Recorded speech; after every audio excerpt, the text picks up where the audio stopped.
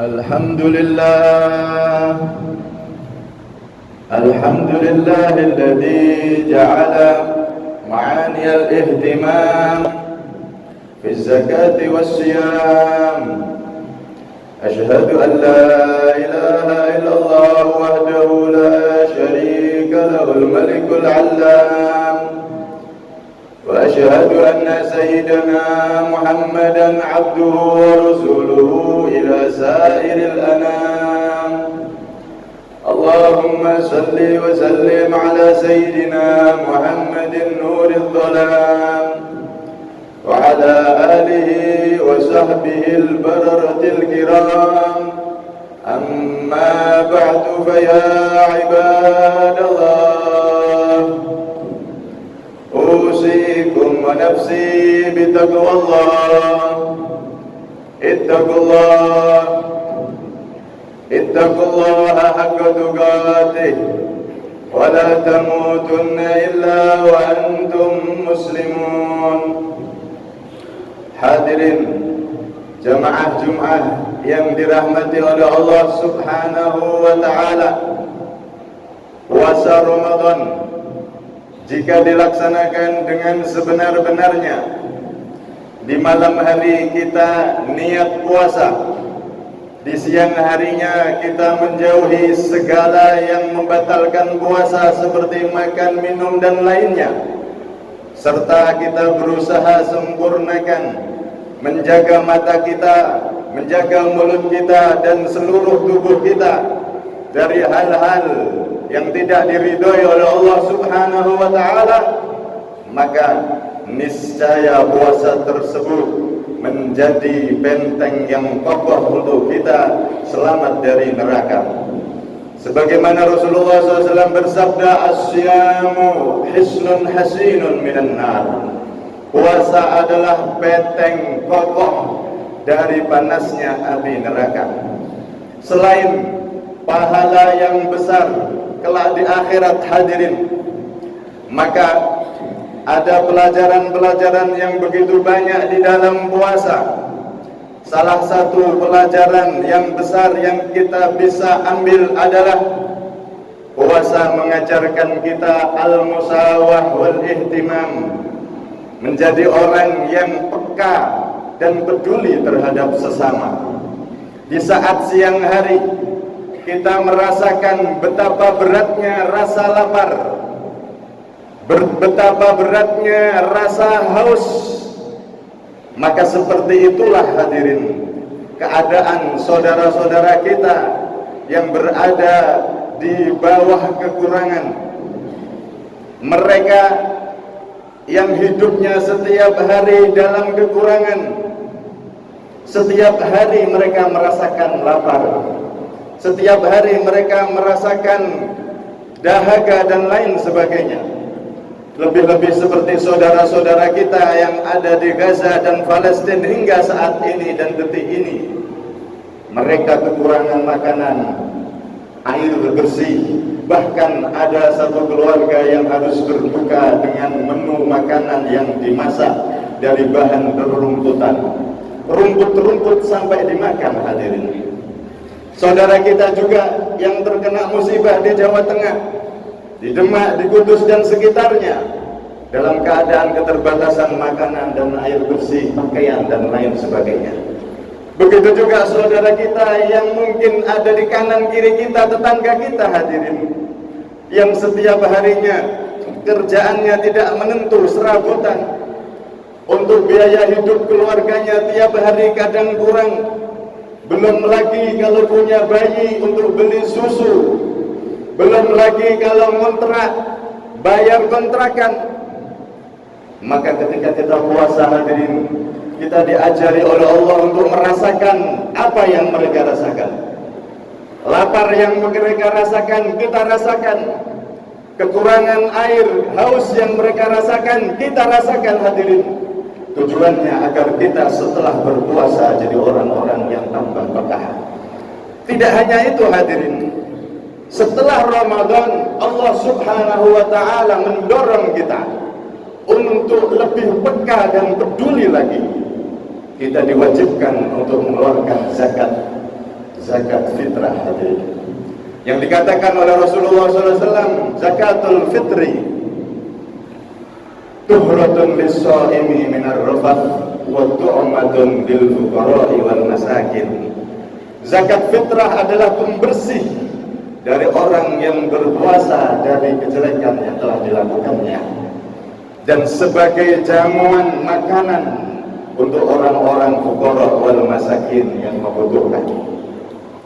Karena itu setiap dari kita per kepala setelah Ramadan langsung diwajibkan untuk zakat fitrah, yang mana ukuran zakat fitrah aslinya adalah 1 sok.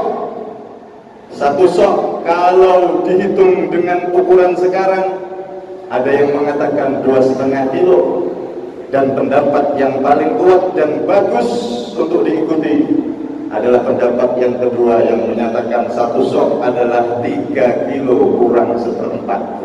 Lebih-lebih kalau kita genapkan 3 kilo sekalian, maka zakat fitrah kita menjadi zakat yang lebih afdal lagi di sisi Allah Subhanahu wa ta'ala.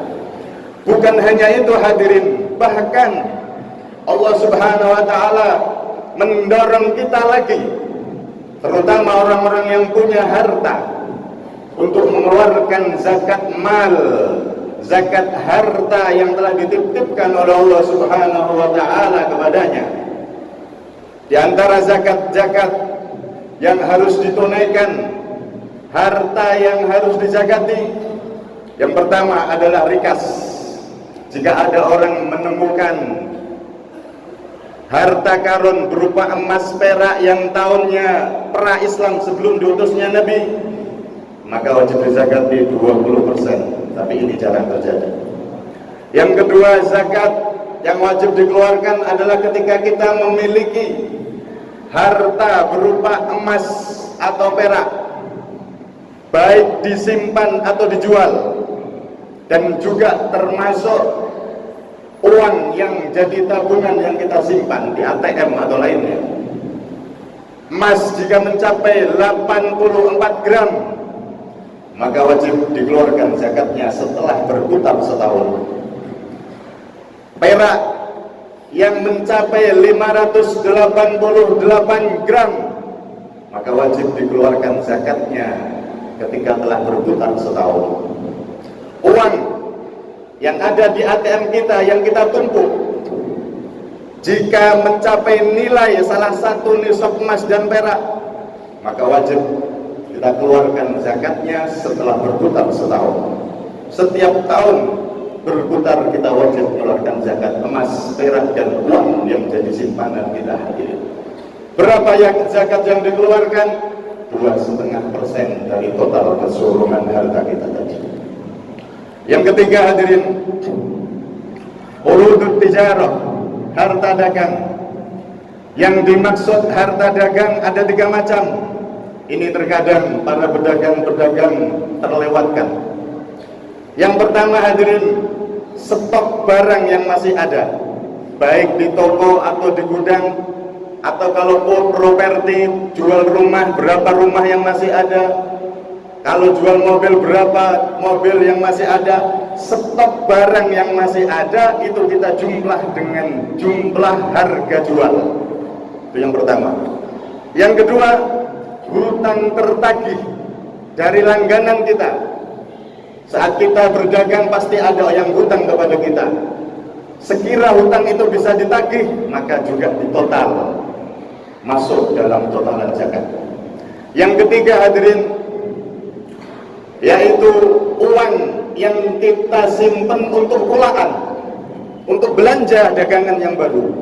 3 macam harta ini dikategorikan harta dagang.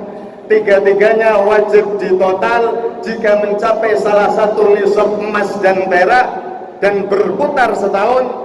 Telah berputar setahun, maka wajib dizakati 2,5% dari keseluruhan harta tadi. Yang selanjutnya hadirin, zakat ma'din, tambang. Jika ada orang punya tambang emas dan perak, hasil tambang mencapai nisabnya, nisab emas dan perak tadi, maka langsung wajib dikeluarkan zakatnya 2,5%.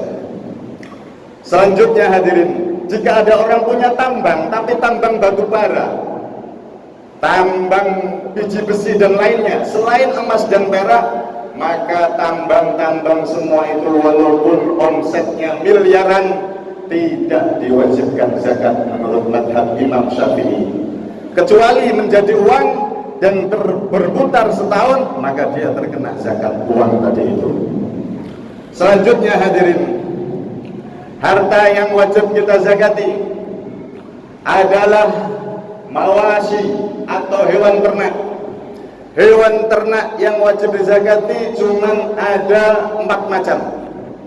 Pertama kambing, kedua sapi, ketiga kerbau, keempat unta. Selain ini tidak wajib dizakati. Ada orang ternak ayam, hasilnya ratusan juta, maka tidak ada zakat ayam, kecuali jadi uang, dan uang itu nanti berputar setahun baru kena zakat uang seperti tadi. Kalau ada orang punya 4 hewan ini dan mencapai nisab, dan salah satu syaratnya adalah digembala fi kalain mubahin, di tempat yang tidak bertuan, tanah yang belum ada pemiliknya. Kalau di daerah kita di Indonesia ini rata-rata peternak itu diternak di dalam kandang, kambingnya, sapinya tidak pernah digembala, bahkan makanan rumput mereka membutuhkan biaya mengerjakan orang untuk cari rumput.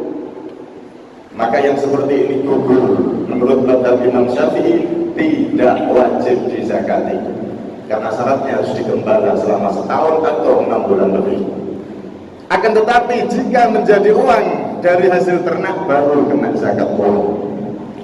Kemudian yang terakhir hadirin, harta yang wajib dizakati adalah muasyarat pertanian. Buah yang wajib dizakati cuma 2 menurut mazhab Imam Syafi'i, yaitu anggur dan kurma. Jika mencapai nisabnya 825 kilo panen, maka wajib dizakati 10%. Jika air yang digunakan gratis, hujan atau dari kali. Jika airnya dibayar menggunakan mesin butuh biaya, maka zakatnya 5% dari total keseluruhan. Ini dari buah hadirin. Selain buah anggur dan kurma, maka tidak ada kewajiban zakat menurut Imam Syafi'i. Berarti buah sawit, buah mangga, semangka dan seterusnya selain kurma dan anggur tidak ada kewajiban zakat, kecuali kalau sudah dijual menjadi uang baru terkena zakat uang seperti tadi. Yang selanjutnya dari pertanian adalah biji-bijian. Biji-bijian yang wajib dizakati adalah biji-bijian yang dipakai untuk makanan pokok dalam keadaan normal, bukan darurat. Seperti apa? Padi, gandum, jagung, dan lain sebagainya. Ini zakatnya sama seperti buahan tadi hadirin.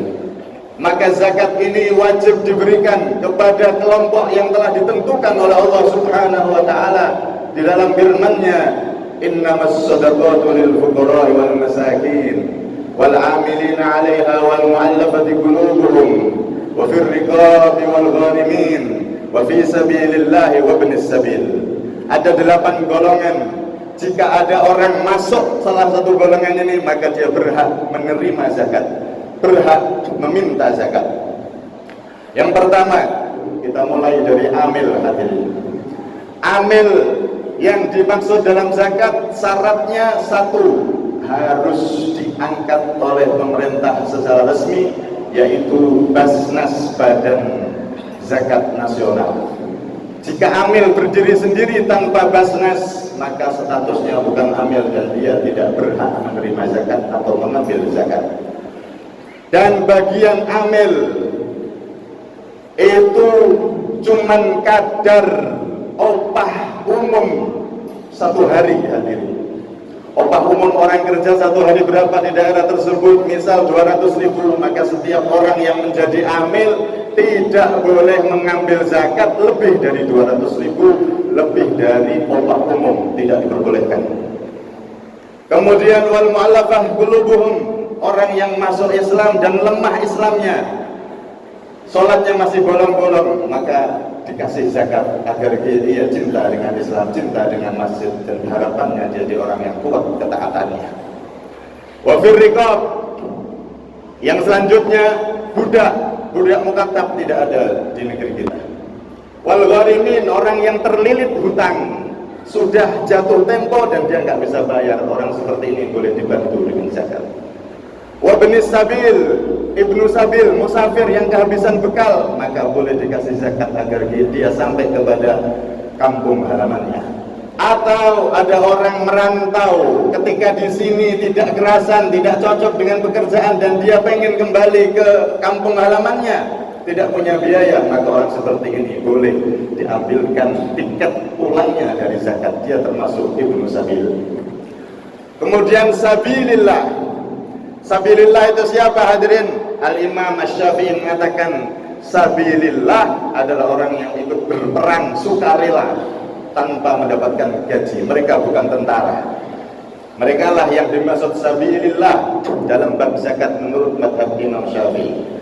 Adapun ulama, kiai, ustadz, jika menerima zakat atas nama sabilillah, maka dia keluar dari mazhab Syafi'i, yaitu di dalam mazhab Imam Malik, dan itu pun yang boleh diterima hanya zakat mal, tidak boleh zakat fitrah diberikan kepada para ulama dan lain-lain tadi itu. Kemudian yang terakhir, intinya hadirin, zakat itu diberikan kepada fuqara wal masakin, orang yang setiap harinya, setiap bulannya pemasukan lebih kecil daripada pengeluaran. Satu bulan membutuhkan 1 juta, tapi dia kerjaannya kurang dari 1 juta. Maka yang seperti ini termasuk fuqara wal masakin. Sasaran utama zakat adalah mereka orang-orang yang tidak mampu, hadirin, para orang-orang miskin. Cerita nyata di daerah kita, hadirin. Keluarga awalnya muslim, tapi ketika mereka terhimpit dalam kesusahan ekonomi, tidak ada tetangga Islam yang membantu dan peduli, akhirnya datang hadirin dari agama lain membawa uang ratusan juta dan diberikan kepada keluarga yang dulunya muslim ini dengan syarat dia keluar dari Islam, masuk agamanya. Maka terjadilah apa yang terjadi.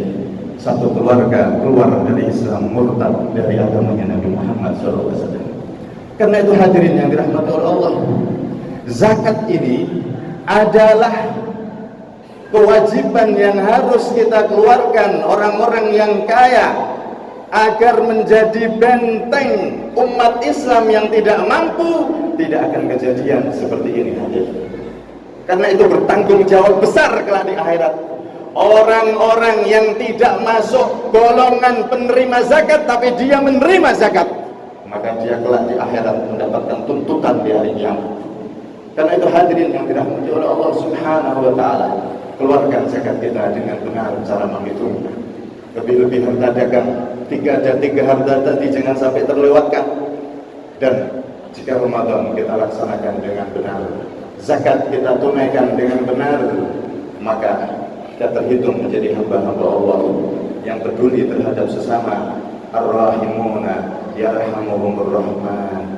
Orang yang sayang, peduli terhadap sesamanya, maka dia akan disayang dan dipedulikan oleh Allah Subhanahu wa taala, dimuliakan oleh Allah Subhanahu wa taala. Puncaknya dia akan disatukan dengan Nabi Muhammad sallallahu alaihi wasallam, dinempukan dengan Rasulullah sallallahu alaihi wasallam, dan inilah cita-cita tertinggi kita sebagai umatnya Nabi Muhammad sallallahu alaihi wasallam, bisa bertemu dengan Rasulullah di surganya Allah Subhanahu wa taala dalam keadaan Rasulullah ridho kepada kita dan kita ridho dan diridhoi oleh Allah Subhanahu wa taala. Semoga kita semua termasuk umat-umat tersebut. Amin Allahumma amin. Amin Allahumma amin.